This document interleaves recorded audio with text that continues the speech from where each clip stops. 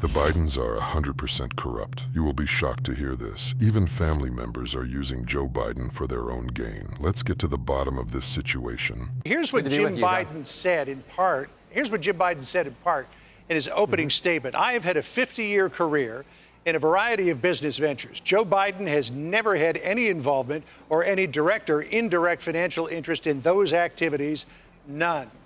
Your colleague, Congressman Jason Smith, chairman of the House Ways and Means Committee, wouldn't come out and say that Jim Biden was lying, but he said he didn't think he was telling the truth.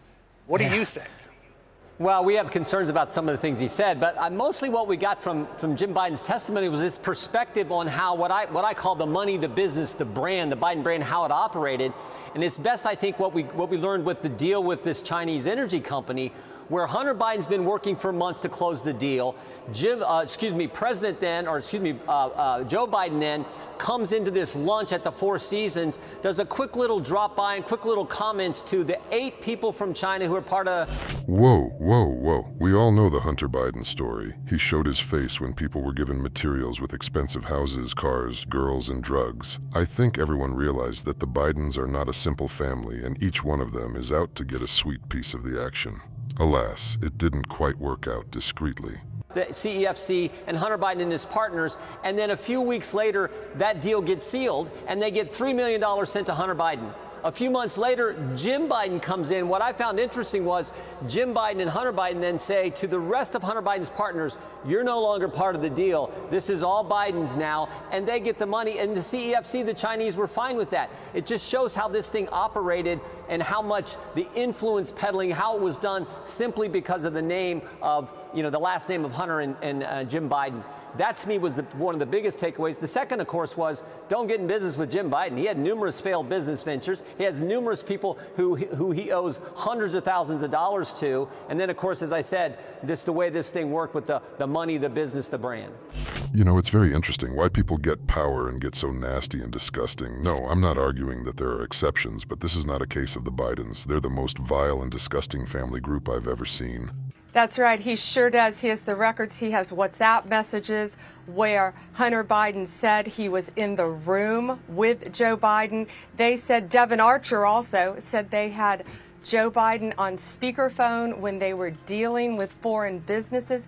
And Trace, people need to understand this is a national security issue. Joe Biden had countless pseudonyms in the White House, over 82,000 emails.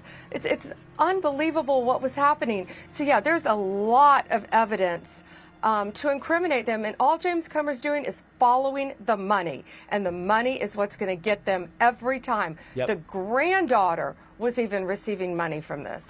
And this is breaking news. It's interesting to hear that. Everyone knows he was writing checks in his so-called 80 names. He's the most corrupt president who can't see the end. Why such people are in power, I still don't understand.